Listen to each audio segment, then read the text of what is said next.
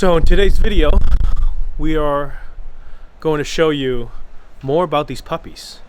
This is going to be our last video from Morocco. When we left the puppies with Morocco Animal Aid, there were 5 of them.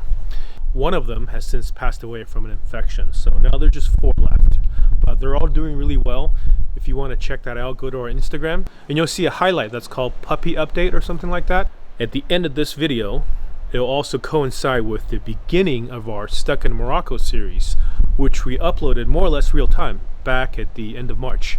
So I'll put a link at the end of this video to show you where that starts if you're interested in what happened to us and whether or not we got out of Morocco. Obviously we did. And today being the day after Christmas, I don't know if you guys remember back at the beginning and at the end of March, beginning of April, we didn't really know how this virus was transmitted, how contagious it is through these different methods. We know a lot more now. It's really interesting to see how much has changed in these last 9 months.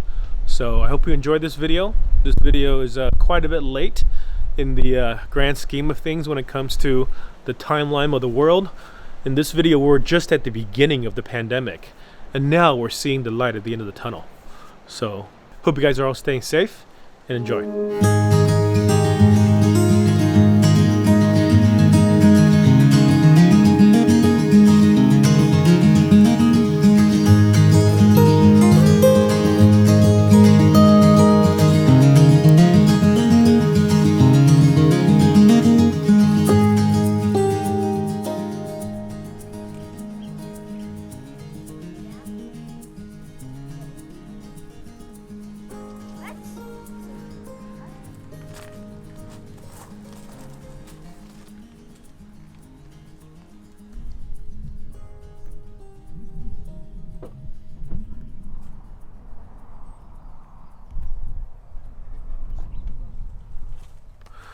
So we spent 4 nights at this campground just outside of Agadir, which is a pretty big town.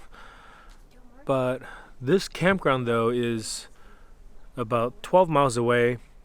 Down one of the side roads, you go past the town going north, and then you drive through a small village, and then we're kind of back here. We're about probably a mile away from another building. This road drives up, I think 26 miles up this road is a waterfall in the Anti-Atlas. We spent 4 nights here so far, and that means we've been with the puppies for 5 nights. And yes, we still have them. And the reason why we came here is because the animal shelter that we're trying to take them to is a mile down the road, and they don't really have a way to take them in. Well, maybe they do now, but 5 days ago they didn't have a way to take them in because they have 120 dogs at the shelter, and at least one of them has parvo. So that's very serious for these little puppies who are too young to get shots yet. They are probably by now just over a week old, or right around a week old. And it's probably 6 weeks, give or take, is when they're able to get their first vaccinations. So it's really important to keep them in a safe place, and they have to be fed about every 3 hours. We did lose one, as you guys saw on the way here, but the other 5 are doing fine. There's still one small one, the boy, and then the 4 bigger ones are girls, and those 4 girls are basically like jockeying for position for who's the biggest. Who used to be the biggest is now the smallest of the 4 girls, but still bigger than the boy. And the top two are basically neck and neck in size. And the 3rd one is kind of like a twin of one of the other big ones. So anyways, that's what's happening right now. But today we did hear back from the shelter. They've been supplying us with formula, puppy formula, which has been great. So we didn't have to make up our own little recipe like we did before. And 2 nights ago we started spacing out our overnight feedings longer. Instead of doing them every 3 hours, we did them every 4 hours, which is better. Well, better for Marlene because she's the only one getting up during the overnight feeding. But it's better for her because if we space them over 4 hours, we only have to wake up. She only has to wake up once. than when she sleeps. And by the time she does her morning feeding, she'll come back to bed and sleep for a little bit longer if she wants to. But yeah, so the last 2 days have been a little less stressful. And plus they're eating a little bit better, and they're going to the bathroom more regularly. But we did hear today from the shelter that they can take them. So what they're going to do is they're going to take one of the spaces upstairs in the building, turn it into kind of like a protected quarantine area for the puppies that the other dogs can't go into, so the parvovirus can't get up there, and then they'll keep them up there until they're old enough to get vaccinations. So yeah, today's March 19th, 2020. And if you're seeing this much later, I don't know what the world is like by the time you're watching this, but March 19th, if you remember, or if you look back, the world is in a panic over coronavirus. So we're actually on lockdown here. But I think having these puppies as our responsibility is giving us a little distraction, kind of a nice distraction, a little hopefulness that we have for these puppies that we're trying to help. But everywhere, Europe, United States, and Morocco just recently, we heard that people were driving around with loudspeaker in their vehicles telling people to stay inside. And we don't know what exactly the situation is like. Actually, we didn't know until today, but today we did go into town. We went into Agadir, which is a pretty big city, and spent about 250 euros in groceries. The most we've ever spent in a Moroccan grocery store. We got a lot of stuff. Without any alcohol. That's right, that's not with any alcohol. Some cheese, not a lot of cheese. So, yeah, the world's a little crazy right now, but this is what we're occupied with for the moment. Okay. Oh, here's all 5 of them. You're gonna take them out? Yeah. So should we start with the biggest to the smallest? Yeah. Okay. Let's see. Hey, he has a spot on his back, or is that just wet? I don't know. So this is Belly.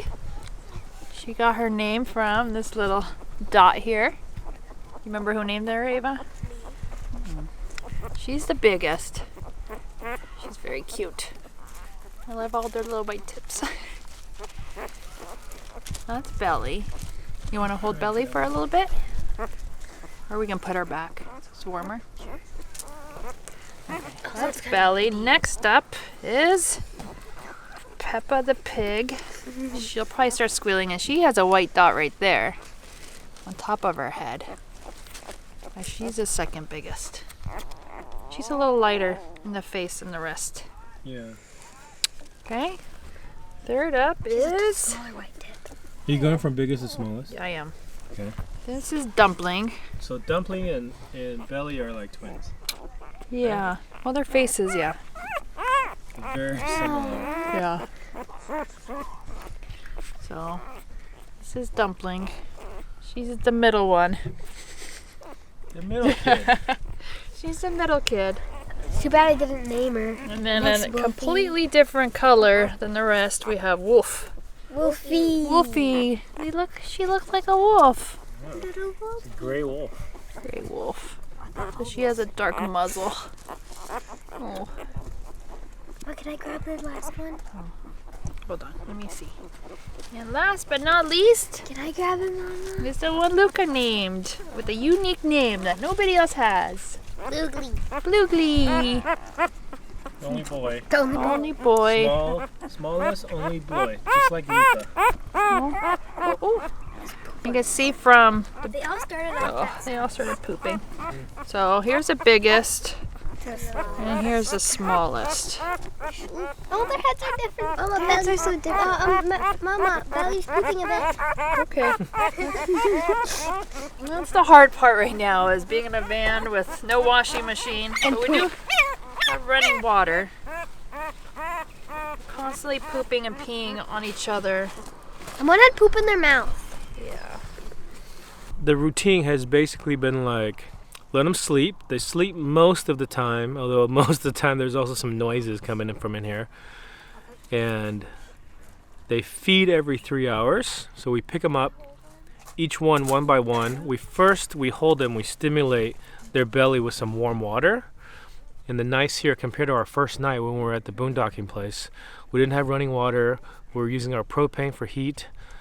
But here we have electricity, so we can use our induction stove for heat, so we don't have to use up our propane, because we don't know how long we'll be here with this coronavirus business. And there's running water, so we can just get as much water, well, presumably as much water as we want. So we can wash things when they get dirty, because they do get dirty because of all the pooping and peeing they're doing. And we can heat up water to whatever temperature we need and change things out, go to the store. So yeah, it's been a lot easier. A lot easier. So first thing we do, we pick one of them up, each one of them up. We hold them by their belly, and then we stimulate them using a warm, wet paper towel to try to get them to go pee and poo if they haven't gone already. Because when they're this little, they're probably just about a week old, they can't really easily pee and poo themselves. And then we mix a formula. We have different tips on the bottles. So a small one uses a small tip, and then the other ones use pretty much a big tip.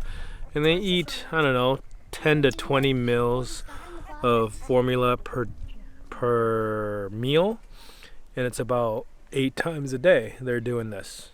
Right now it's 7 times because we're doing one less overnight. So that's what we've been doing for the last 6 days. Okay. Oh, everything is food. I think you have a finger nipple. Little Well, Can I see what happens when they start crawling on the blanket? yeah, we can wait for the Frogs to go away? Their eyes aren't open yet. They don't know what to do. They don't know where anything is. They don't know how it, they have so much womb. Hey, don't do that. They have so much womb.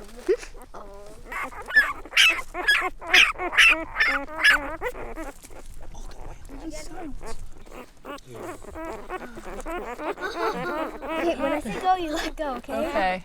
You got. They're When I on. say go, you let go and scoot back. So I see your knee. Okay. Ready, set, go.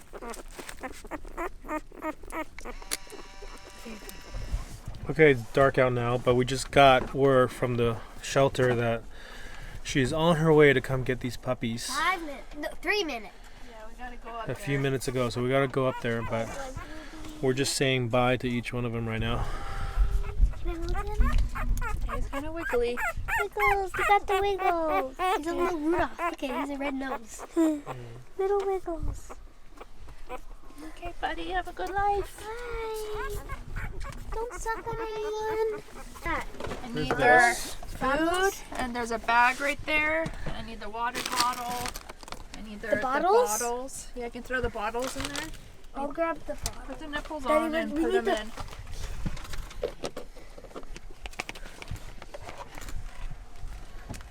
What's wet? It's okay. It's just water. Okay. Are you gonna hold the box, Mama? Yeah. Okay. Okay, we're gonna go out and meet her in the front. Yeah. Luca, come Okay. The on. water bottle. You guys want to come with us or no? Yeah, we're coming. Okay, we gotta go now. She's gonna be waiting.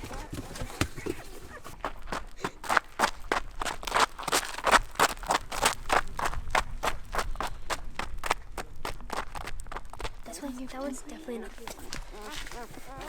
Okay, Dumpling, Wiggly, and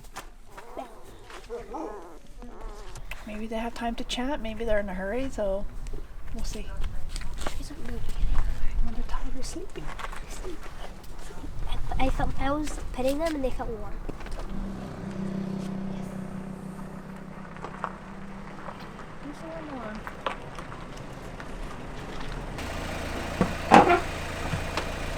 Hello. Hello. Yeah. Hello. So they're in here. Okay. And then all the supplies that you guys gave us and that we have. So They're doing pretty good. yeah. Yeah. You've done a great job. Thank you. They're all kind of There's still a small Snuggling. one. The small one has gotten bigger, but yeah. Just get the The smallest. one small that I usually feed first, and then feed the rest, and then feed again last, Okay. just so he has a double feeding Okay. And have you been cleaning before or after they feed? before. Yeah. So I wipe them down, but they're just eating off of each other, and there's poop and pee all the time. I'm That's guessing okay. that's normal. We have a surrogate. Oh, you oh do? wow, that's awesome. Yeah, she even does the cats. Oh, Wow. Yeah, Oh, and that's awesome. she's little like this, but That's so much easier. You You just don't feed mess one with and then her. it feeds the rest. I just feed them, and then she comes up and Oh, that's takes them yeah. and cleans them, and she eats their poo. And wow. That's awesome. Does she live at the? yeah, There? she was one of she was a rescue, but we decided to adopt her because she's part of the team. Yeah. Cool. Yeah, That's awesome. yeah, So she has a home now. yeah. She's actually my little girl's dog, but she works too. Right. Yeah. Everybody's got a chip in. Yeah, especially now. How are Cool. you guys? Have you been helping? Good. Not this, not this, this. Double? Not this either. This. Yes. Reggie Ditch. Double, double, double. Double.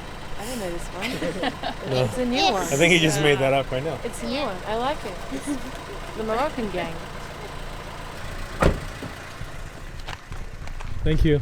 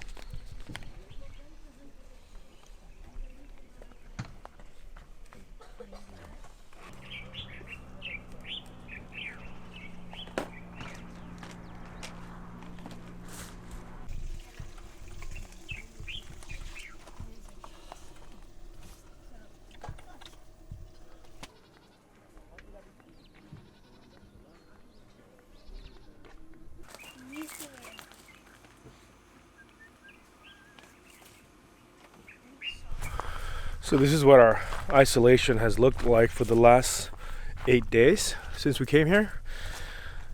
Honestly, when we first came here, we weren't in isolation yet. We were actually here because of those puppies. And now those puppies are in a safe place. They've been there, I want to say 3 days now. So for the last 3 days, we've been really trying to decide what we should do. Over the last couple of days, we've had neighbors leave, so we were asking a lot of questions about whether or not it was okay to leave. And more that we found out that Europeans are actually allowed and even to a certain degree encouraged to go back to Europe. But of course, you guys are thinking, well, we're Americans. True, but 4 of us are Croatian citizens, and I'm a legal resident of Split, Croatia. So we have the right credentials to go back to Split, and we actually have a place, a better place to isolate, and our healthcare coverage is just better if we're in Europe. So this morning we made the decision that we will leave. Today's Sunday, and what we heard from the campground hosts is Tuesday will be the last day that the ferries will run from Morocco to Spain. So it's going to take us probably the better part of 2 days to get up there. So by the time we get up there to the port, it'll be Monday. So we want to make sure that we can get there before end of day Monday, because there's a curfew at 6 p.m. every day. We have to be settled in a place by 6 p.m. So today we're trying to leave here close to noon. It's about 11 o'clock. We're trying to get here as soon as we can. We'll get out of here as soon as we can so we can be on the road and try to get 6 hours of good driving in. So yeah, it's a pretty quick change of events, but we did have a family meeting. We asked everybody what they wanted to do, and it does seem like all of the odds are pointing towards being in Croatia better. So the risky thing to do is this next 7 day or so of driving. It's going to take about 2 days to get to the port in Ceuta, which is an enclave in Morocco that's part of Spain. Once you cross into Ceuta, you're technically in Europe. And then from there, we got to take an hour-and-a-half ferry across to Algeciras, which is where we came from. And the reports are that they will honor our ferry ticket there, our return ticket, which we already have. And if we can get on a ferry there, once we get into Spain, we've got probably, if we drive 10-hour days, we probably got a solid 4 days of driving non-stop to get to Croatia. That's not counting any delays at borders and stuff like that. So fingers crossed. Our goal is to not touch anything, not talk to anybody we don't have to, and just get there as soon as we can. So that's our plan.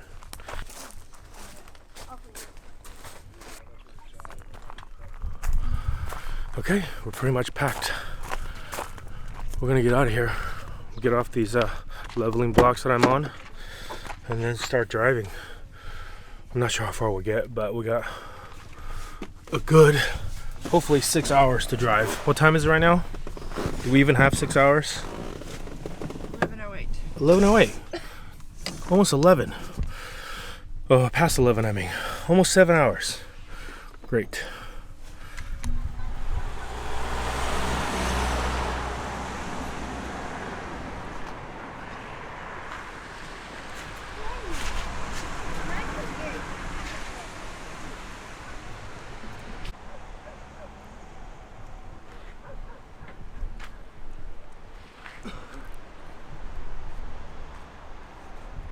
It even surprises me that we made it this far today. We actually made it just outside of the Spanish enclave of Ceuta, which was almost a 600-mile drive today. And we got kind of a late start because we didn't decide to leave until like 10 o'clock this morning.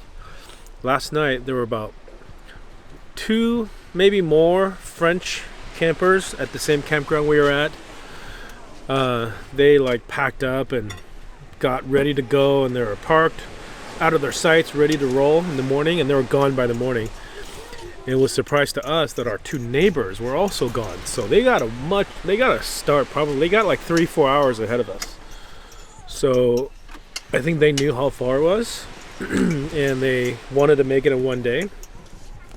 When we left today, we didn't think we were going to make it in one day. We thought we'd stop somewhere and then try to get here tomorrow, but by the 6 o'clock curfew, we were about 2 hours away.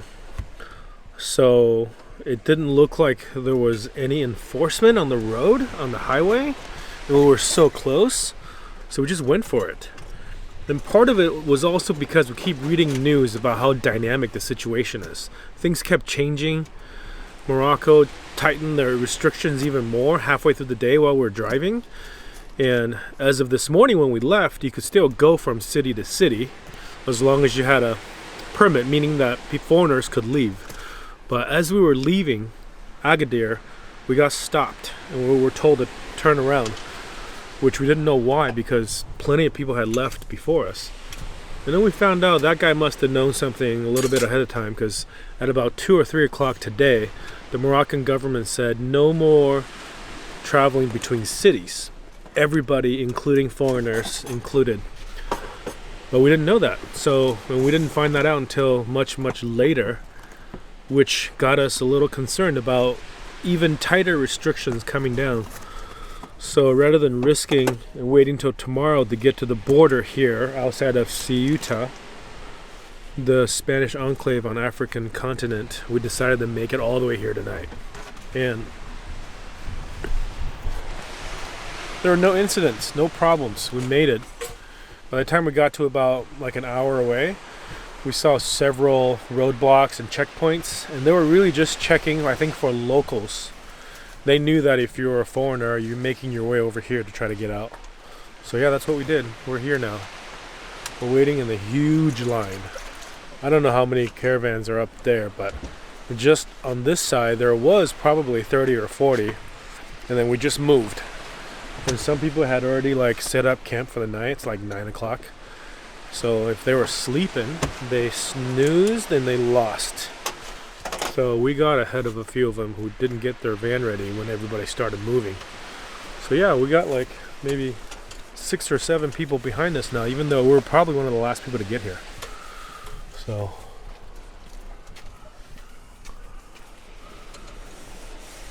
Too close, buddy. Too close. My wife made me close the door. No, this is a big risk. There's somebody with a kid outside.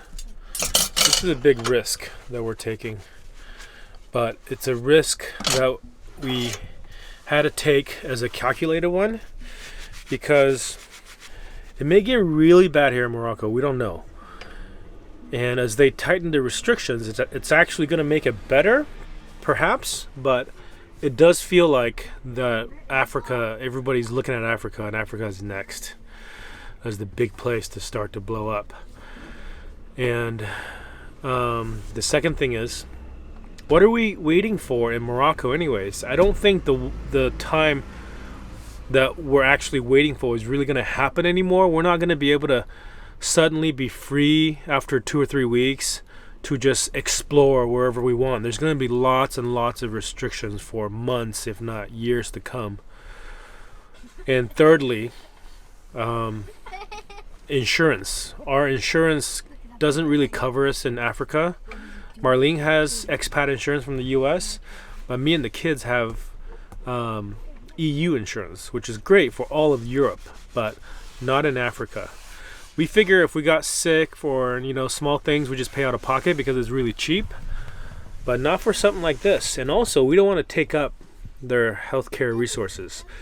Several locals that we talked to said plainly that their healthcare resources are not good. They're not prepared. They won't be doing well if there's a massive outbreak.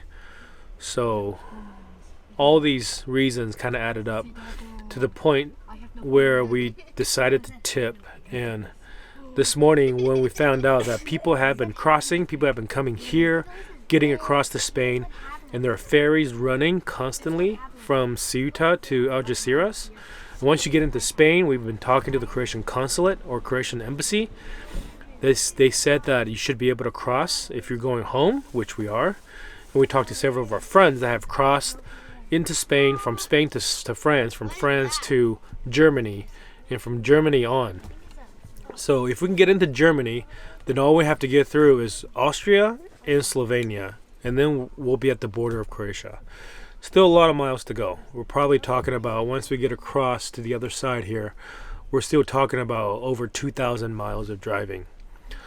And today, we basically just got gas twice. We paid, I don't even know how many tolls, but every time after a toll, I make sure I sanitize my hands and sanitize and put all the money in one thing, in one jar, so we don't touch it. Yeah, I have to remember to throw all the receipts that I got today away so they're not there, just in case. Being very, very, very careful. The big problem that I have is paying tolls and getting gas on this drive back, because we'll have to be doing plenty of that. That's another reason why we've chosen to go through Germany, because there are no tolls. And in Austria, there's just a vignette that you buy, and you don't pay for tolls at the booths. So Spanish tolls and French tolls we have to deal with. And I think we have to pay toll a couple of times in Croatia. But once we're in there, we should be home free. So we still got a long road ahead of us, but at least we're here now. 1 day ahead of schedule. So that's it. That's the end of our Morocco series. And if you haven't seen and you're curious about how we got out of Morocco and how we made our way back to Croatia, which is the place we've been for the last 9 months, you can go see our Stuck in Morocco series. I'll put a video playlist thing right here. You can check that out. And with that said, I hope you guys are having a good holidays. Merry Christmas, and hope you guys have a great New Year's. We'll see you guys soon.